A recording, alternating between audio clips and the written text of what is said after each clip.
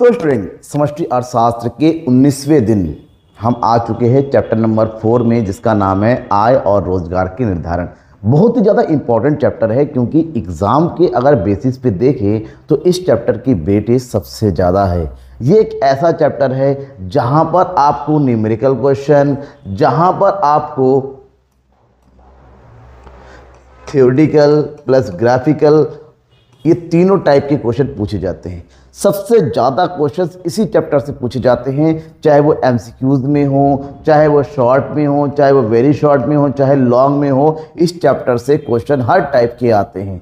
बहुत ही लंबा चैप्टर है और ऐसा चैप्टर जिससे बहुत सारे टॉपिक है। तो इस चैप्टर के जितने भी इंपॉर्टेंट टॉपिक है, सभी इंपॉर्टेंट टॉपिक को बेस्ड करते हुए मैं आपको अलग अलग वीडियो बनाकर दूंगा ताकि आप सभी टॉपिक को डिटेल से समझें। आज का जो टॉपिक है वो बेस्ड है सामूहिक मांग यानी कि एग्रीगेट डिमांड्स को शॉर्टकट में एडी बोलते हैं, सामूहिक पूर्ति यानी कि एएस। इन दोनों ही के कॉन्सेप्ट को डिटेल से समझना है। चलिए शुरुआत करते हैं आज की इस क्लास को, आज के इस वीडियो को, जहां पर हम पढ़ना है सामूहिक मांग यानी कि एग्रीगेट डिमांड और सामूहिक पूर्ति यानी कि एग्रीगेट सप्लाई।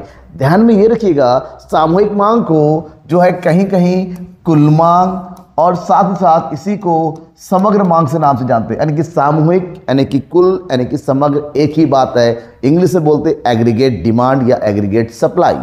इन शॉर्ट ये होता है एडी और ये होता है एएस। लेकिन इन दोनों को पढ़ने से पहले हमें इसके बेसिक कॉन्सेप्ट को समझना पड़ेगा कि आखिर आया क्या। जैसे कि मैंने शुरुआत में बताया था, मैक्रो इकोनॉमिक्स एक ऐसा कॉन्सेप्ट है जहां पर सामूहिक समस्याओं का अध्ययन किया जाता है। समस्याओं से याद आता है कि बात करते हैं 1929 की। किसकी बात करते हैं? 1929 की। ये वो समय था जब पूरे विश्व में महामंदी का दौर छाया हुआ था, जिसको बोलते हैं deflation, the great deflation of the world, जिसमें पूरा यूरोप और पूरा अमेरिकन कंट्रीज, ठीक है ना, ये पूरा का पूरा इस मंदी में बर्बाद हो गया रहा था। उसकी अर्थव्यवस्था चरमरा रही थी और उस समय बहुत ही बड़े बड़े अर्थशास्त्री बने थे, पीयू थे, जेवी से थे। इन लोगों की विचारधारा प्रचलित की और उसको प्रतिष्ठित विचारधारा के नाम से जाना जाता है। प्रतिष्ठित इस विचारधारा के अंदर ये कहा गया जाता था कि पूर्ति अपनी मांग का सृजन स्वयं कर लेता है, ठीक है, जेबीसी का कथन है।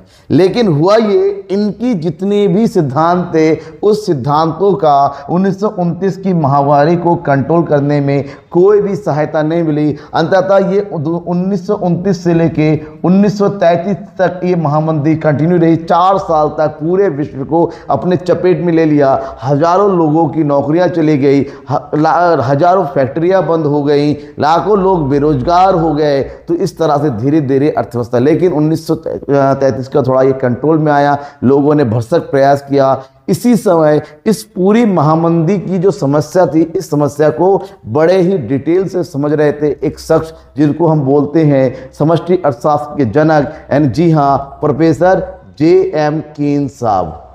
उन्होंने इस पूरी, क्योंकि उस समय ये समझ ही रहे थे, उन्होंने इस पूरी समस्या को समझा कि प्रतिष्ठित अर्थशास्त्रियों ने क्या किया, किसके कॉन्सेप्ट में क्या किया। तो प्रोफेसर कीन साहब ने इस समस्या को समझा, जाना और इसके बारे में कहा ये समस्या ने जन्म क्यों लिया, समस्या को दूर कैसे किया जा सकता है, इस समस्या के पीछे का बेसिक कारण क्या है, सब कुछ समझा। और समझने के बाद ठीक 3 साल के बाद 1936 में उन्होंने अपनी एक पुस्तक पब्लिश की, यानी कि एक बुक पब्लिश की, जिसका नाम है the general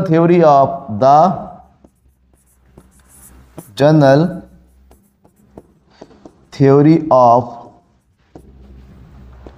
interest, employment and money, ठीक है। इसको बोलते हैं थ्योरी ऑफ एम्प्लॉयमेंट के नाम से भी जाना जाता है। क्या बोला जाता है? थ्योरी ऑफ एम्प्लॉयमेंट के नाम से, the general theory of employment, interest and money. इस बुक का नाम है, 1936 में प्रकाशित किया।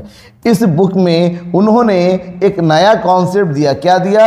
एक नया कॉन्सेप्ट दिया और इस कॉन्सेप्ट को कहा जाता है प्रभावी मांग का कॉन्सेप्ट। क्या कहा जाता है? प्रभावी मांग का कॉन्सेप्ट। और यहाँ से जिस सिद्धांत का प्रतिपादन किया उसको बोलते हैं रोजगार का सिद्धांत। क्या बोलते हैं? रोजगार का सिद्धांत, या फिर प्रोफेसर कीन्स का सिद्धांत के नाम से इसको जाना जाता है। जब उन्होंने ये सिद्धांत दिया, उन्होंने कहा, सिंपल से कहा कि अर्थव्यवस्था को हमेशा सरकार को चाहिए अर्थव्यवस्था किस में चल रहे, संतुलन में। अगर सरकार संतुलन की अवस्था में रखने के लिए प्रयास करती है तो हमें मंदी या फिर तेजी जो भी अवस्था है उससे हम निजात पा सकते हैं। और इसी संतुलन की स्थिति के लिए कहा कि एक ऐसी स्थिति चाहिए जहां पर एग्रीगेट डिमांड और एग्रीगेट सप्लाई दोनों ही आपस में बराबर हो। इसका मतलब उन्होंने अपने कॉन्सेप्ट में एक नया वर्ड दिया, सामूहिक मांग और सामूहिक पूर्ति की विचारधारा को। इसके प्रभावी मांग की विचारधारा के नाम से जाना जाता है। और उन्होंने बहुत सारे ऐसे सिद्धांत प्रतिपादित किए अपनी इस पुस्तक के अंतर्गत, जिसको पढ़कर, जिसको समझकर 1929 की जो महामंदी थी, वैसी महामंदी आज तक विश्व में नहीं है। हल्की फुल्की महामंदी तो आती है, उसे निजात पाया जा सकता है, क्योंकि ये कॉन्सेप्ट बहुत ज़्यादा प्रसिद्ध हुआ और इसी कारण प्रोफेसर कीन्स को समष्टि अर्थशास्त्र के जनक के नाम से कहा जाता है। अब इसके बारे में थोड़ा सा डिटेल से और जानते हैं कि कीन्स ने कहा कि प्रभावी मांग क्या है। उन्होंने कहा एक ऐसा बिंदु जहां पर अर्थव्यवस्था की सामूहिक मांग और सामूहिक पूर्ति आपस में बराबर होती है। जब ये आपस में बराबर होगी, उसी स्तर पर आय स्तर, उत्पादन स्तर और रोजगार स्तर, ये तीनों ही आपस में बराबर होंगे। इस तरह से हम सिंपल सी बात कह सकते हैं कि प्रभावी मांग एक ऐसा बिंदु होता है जहां पर सामूहिक मांग और सामूहिक पूर्ति आपस में बराबर होती है। तो यहां से जो डिटेल निकल के आता है, 2 पॉइंट उन्होंने दिया, 2 नया कॉन्सेप्ट, सामूहिक मांग और सामूहिक पूर्ति का कॉन्सेप्ट, जहां पर हमें समझना है सामूहिक मांग किसे कहते हैं और सामूहिक पूर्ति किसे कहते हैं। दोनों को डिटेल से समझना है एक एक करके। सबसे पहले हम समझेंगे सामूहिक मांग को। सामूहिक मांग यानी कि कुल मांग यानी कि समग्र मांग। सिंपल सी बात है, सामूहिक मांग जुड़ा है अर्थव्यवस्था से। अर्थव्यवस्था में रहने वाले लोग अपनी आवश्यकता की पूर्ति के लिए वस्तु और सेवाओं का उपभोग करते हैं, वस्तु और सेवाओं का प्रयोग करते हैं। तो एक अर्थव्यवस्था में रहने वाले सभी व्यक्तियों की जाने वाली मांगों का योग सामूहिक मांग होता है। मतलब जब व्यक्ति अपनी जरूरतों को पूरा करेंगे तो वस्तु और सेवा को खरीदेंगे, तो वस्तु और सेवा को खरीदना ही मांग होता है। तो वस्तु और सेवा को खरीदेंगे मतलब पैसा खर्च करेंगे, इसका मतलब व्यय करेंगे। तो यहाँ पर जो अर्थव्यवस्था में सामूहिक मांग की बात करते हैं वो कुल व्यय को प्रतिबिंबित करता है। मतलब साफ है कि सामूहिक मांग उस व्यय को बताती है जिसे एक देश के निवासी आय के दिए हुए स्तर पर वस्तु और सेवाओं को खरीदने के लिए खर्च करते हैं। मतलब मांग का मतलब होता है अपनी ज़रूरतों को पूरा करना, जिसके लिए हम पैसा खर्च करने के लिए तैयार होता है। तो सभी लोगों के द्वारा किया गया खर्च कुल व्यय होता है। कुल व्यय को ही सामूहिक मांग कहते हैं। ऐसे में जब हम सामूहिक मांग की बात करते हैं मतलब कुल व्यय, और कुल व्यय 2 प्रकार से होता है। हम अपनी जरूरतों को पूरा करने के लिए व्यय करेंगे जिसको बोलते हैं उपभोग व्यय। साथ ही साथ हम उत्पादन प्रक्रिया को पूर्ण करने के लिए व्यय करेंगे जिसको कहते हैं निवेश व्यय। इसका मतलब हमारे द्वारा किए गए खर्च 2 प्रकार खर्चा होता है। जहां पर हम अपनी दैनिक आवश्यकता की पूर्ति के लिए खर्च करेंगे उसको बोलते हैं उपभोग, और जहां पर हम उत्पादन के लिए खर्च करेंगे वो होता है निवेश। इसका मतलब सामूहिक मांग, उपभोग व्यय और निवेश व्यय का टोटल होता है। जहां पर उपभोग व्यय को बोलते हैं इंग्लिश में कंजप्शन एक्सपेंडिचर और निवेश व्यय को कहते हैं इन्वेस्टमेंट एक्सपेंडिचर। तो कंजप्शन एक्सपेंडिचर से आ गया सी और इन्वेस्टमेंट एक्सपेंडिचर से आ गया आई। तो ऐसे में अर्थव्यवस्था में AD इक्वल टू होता है C + I, मतलब उपभोग में किया गया व्यय और निवेश पर किया गया व्यय का योग होता है सामूहिक मांग। ठीक है, अगर इस चीज़ को हम थोड़ा सा और डिटेल में जाएं कि सामूहिक मांग के अगर हम इसको विशेषता को समझें तो सामूहिक मांग में 2 प्रकार की मांग होती है, एक उपभोग मांग, एक विनियोग मांग, यानी कि उपभोग व्यय और विनियोग व्यय। विनियोग मतलब निवेश। जब निजी व्यक्ति और सार्वजनिक संस्थाओं के द्वारा अपनी खुद की ज़रूरतों को पूरा करने के लिए, जैसे हॉस्पिटल की खुद की ज़रूरत होती है, दवाई चाहिए, चादर चाहिए, साफ़ सफाई का सामान चाहिए, हमारे परिवार में रोटी कपड़ा मकान चाहिए, तो परिवार और सार्वजनिक क्षेत्र के द्वारा यानी कि सरकारी क्षेत्र के द्वारा अपनी ज़रूरतों पर किए जाने वाले व्यय को निजी उपभोग व्यय और सार्वजनिक उपभोग कहते हैं। उसी प्रकार की जब निवेश की बात करते हैं तो निजी व्यक्तियों के द्वारा भी निवेश किया जाता है और सार्वजनिक यानी कि सरकार के द्वारा भी निवेश किया जाता है। तो इन दोनों को ही सामूहिक मांग के अंतर्गत शामिल किया जाता है। ध्यान रखिएगा, इसमें दोनों यानी कि उपभोग करने वाले और उपभोग निजी तौर पर भी होता है, सामूहिक तौर पे यानी कि सार्वजनिक तौर पर सरकार के द्वारा भी किया जा सकता है। अब इसको और थोड़ा, क्योंकि एग्जाम में आता है, सामूहिक मांग की अवधारणा को चित्र सहित समझाइए। जो व्यय है, मैं बार बार कहता हूं, जो व्यय किया जाता है कुल व्यय, व्यय हमेशा निर्भर करता है किसके ऊपर? आय पर। हमारी आय जितनी ज़्यादा होगी हमारी व्यय भी उतनी ज़्यादा होती चली जाती है। इसका मतलब अर्थव्यवस्था में व्यय का होना किस पर निर्भर करता है? आय पर निर्भर करता है।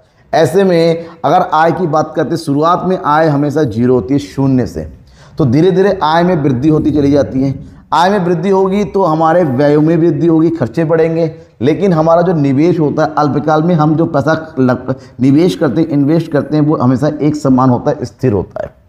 तो देखिएगा जैसे आय में वृद्धि हो रही है 0 से 200, 200, 400, वैसे वैसे हमारे उपभोग व्यय में वृद्धि हो रही है, घरेलू खर्चे बढ़ जाते हैं, बढ़ते ही हैं, लेकिन हमने जो निवेश कर रहा है अल्पकाल में वो एक स्थिर रहता है। अब इन दोनों का टोटल, किसका, सी और आई का टोटल एग्रीगेट डिमांड होता है, सी प्लस आई दोनों को जोड़ेंगे 100 और 200 300, 200 200 400, 300 200 500।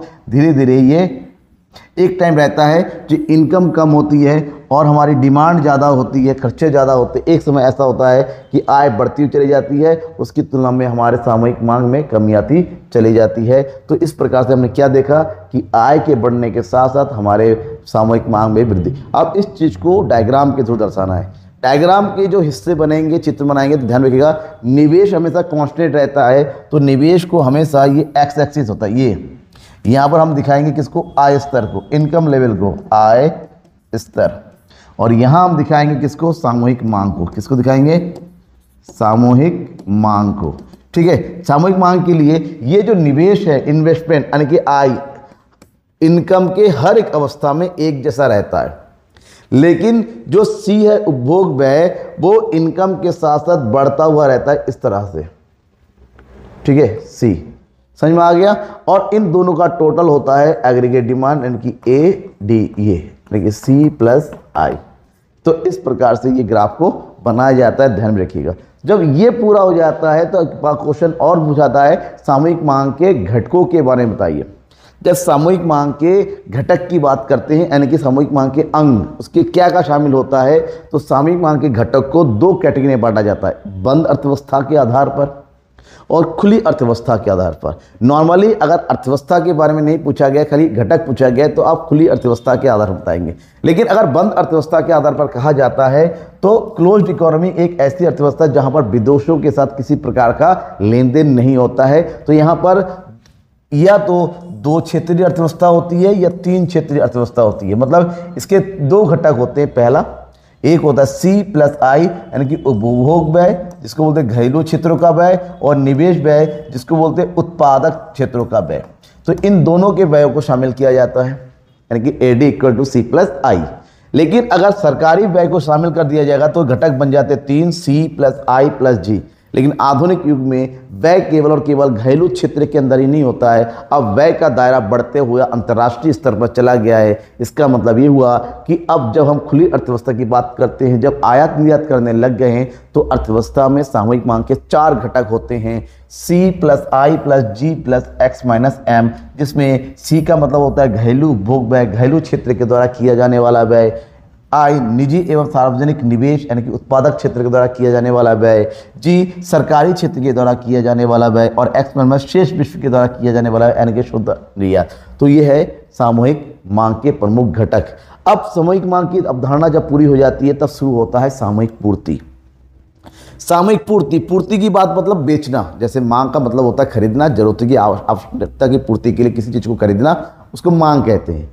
तो वहीं पर विक्रेताओं के द्वारा वस्तु की वह मात्रा जो बेची जाती है किसी वस्तु की निश्चित कीमत पर, उसको पूर्ति कहते हैं। तो एक अर्थव्यवस्था में जितने भी उत्पादक है, जितने भी विक्रेता है, वो सभी लोग जो जिसकी मात्रा बेचना चाहते हैं उसका कुल योग होता है सामूहिक पूर्ति। मतलब एक अर्थव्यवस्था में रहने वाले जितने भी उत्पादक होता है, उत्पादक की कुल मात्रा, पूर्ति की कुल मात्रा का योग होता है सामूहिक पूर्ति। जो जब हम एक अर्थव्यवस्था में उत्पादों की उत्पादन के मूल्य की बात करेंगे, यानी कि सामूहिक पूर्ति डायरेक्टली जुड़ा हुआ है किससे, सकल घरेलू उत्पाद से। अंतिम व्यय और अंतिम वस्तु और सेवाओं के उत्पादन के मूल्य ही सकल घरेलू उत्पाद होता है। मतलब साफ है कि देश में उत्पादित वस्तु और सेवाओं के मौद्रिक मूल्य को सकल घरेलू उत्पाद कहा जाता है। इस प्रकार से किसी भी राष्ट्र का जो सामूहिक पूर्ति पूरी तरीके से उस देश की राष्ट्रीय आय को इंगित करता है। मतलब हमने कितना पूर्ति किया, हमने कितना उत्पादन किया और इस आधार पर हमने कितना आय किया, ये सारी ही चीज़ें एक समान है। इसका मतलब हम ये कह सकते हैं कि अगर आय के दो घटक होते हैं, आय का एक भाग हम क्या करते हैं, आय का एक भाग व्यय करते हैं, तो दूसरा भाग हम बचत कर लेते हैं। तो आय के दो भाग होते हैं, सेविंग और कंजप्शन। उसी प्रकार से सामूहिक पूर्ति की दो घटक होते हैं, एक होता है आपका उपभोग व्यय और दूसरा होता है बचत यानी कि सेविंग, SC+S। ठीक है, तो मतलब किसी भी अर्थव्यवस्था की सामूहिक पूर्ति उस अर्थव्यवस्था की इनकम लेवल को दर्शाता है। अब इसको अगर थोड़ा आप डिटेल से समझे कि क्योंकि व्यय की बात होती है और व्यय हमेशा जुड़ा हुआ है आय के आधार पर, तो आय की धीरे धीरे बढ़ता चला जाएगा, आय का एक भाग व्यय किया जाएगा और एक भाग हमारा बचाया जाएगा। जब आय शून्य है तभी हम कुछ ना कुछ खर्च करते हैं, तो जीरो इनकम पर जो खर्च किया जाता है उसको बोलते हैं स्वायत्त उपभोग, मतलब ऐसा उपभोग जो आय पर प्रभावित नहीं होती है। उस स्थिति में जो हमारी सेविंग होती है माइनस में, तो एग्रीगेट सप्लाई क्या हो गया, जीरो, क्योंकि C+S होता है, तो ये प्लस का माइनस का जीरो। अब जैसे जैसे आय में वृद्धि होती चली जाती है हमारी कंजप्शन लेवल बढ़ता चला जाता है। अब क्योंकि कंजप्शन लेवल बढ़ता चला जाता है, माइनस करेंगे, 200 में से 200 गया, बचत हुआ जीरो, 400 में से 300 गया, बचत हुआ 100। जैसे आय में वृद्धि होती चली जाती है हमारी बचत में भी वृद्धि होती चली जाएगी। मतलब यहाँ पर हमारा जो बचत है माइनस से शुरू होता है, ऊपर क्यों चढ़ता रहता है इस तरह से, लेकिन हमारा जो उपभोग है वो प्लस में होता है और इन दोनों का टोटल जो होता है इस तरह से हम बनाते हैं। और ये होता है हमारा क्या चीज़, Y = क्या, सामूहिक पूर्ति यानी कि एग्रीगेट सप्लाई। ध्यान में रखिएगा, ये हमेशा 0 डिग्री पे बनाते हुए 45 डिग्री के एंगल को करते हुए सीधा ऊपर की ओर चढ़ता हुआ चला जाता है। ठीक है रहेगा ना, ये सामूहिक पूर्ति का ग्राफ हो गया जो कि आपको बनाना है। अगर यहाँ पर कहीं पर भी डाउट लगता है इस पूरे कॉन्सेप्ट में, सामूहिक मांग और सामूहिक पूर्ति में, उस कॉन्सेप्ट को मैं बताऊंगा। अब इस कॉन्सेप्ट को बताते सबसे पहले कि सामूहिक मांग और सामूहिक पूर्ति के द्वारा निर्धारित होता है प्रभावी मांग।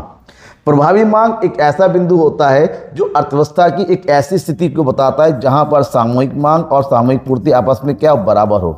मतलब एक ऐसी स्तर, एक इनकम का एक ऐसा बिंदु जिस इनकम पर खर्च और जिस स्तर पर पूर्ति दोनों ही आपस में बराबर होता है। तो देखिए, इनकम के बढ़ने के साथ साथ हमारी मांग भी बढ़ती चली जाती है, हमारी पूर्ति भी बढ़ती चली जाती है, लेकिन एक ऐसा बिंदु जब पर आय, मांग और पूर्ति दोनों ही आपस में बराबर हो, तो इस स्तर को बोलते हैं हम संतुलन स्तर। क्या बोलते हैं, संतुलन स्तर, यानी कि यही हमारा प्रभावी मांग का बिंदु है, प्रभावी मांग।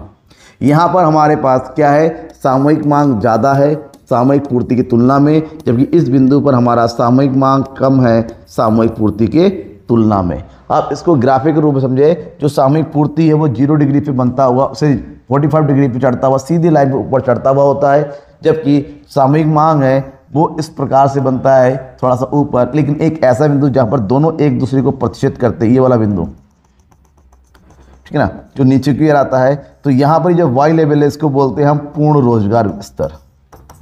पूर्ण रोजगार मतलब आय और मांग और पूर्ति दोनों बराबर है, जितने लोग काम कर रहे हैं सबको काम मिल रहा है। और यहाँ पर हमारा AD = क्या है, AS। जब ये बराबर है तो इसी को बोलते हैं प्रभावी मांग का बिंदु। ठीक है, मतलब संतुलन बिंदु कहते हैं उसको, क्या बोलते हैं, संतुलन स्तर या संतुलन बिंदु। ठीक है, समझ में आ गया। ये ग्राफिकल रूप से आप दर्शा सकते हैं प्रभावी मांग को।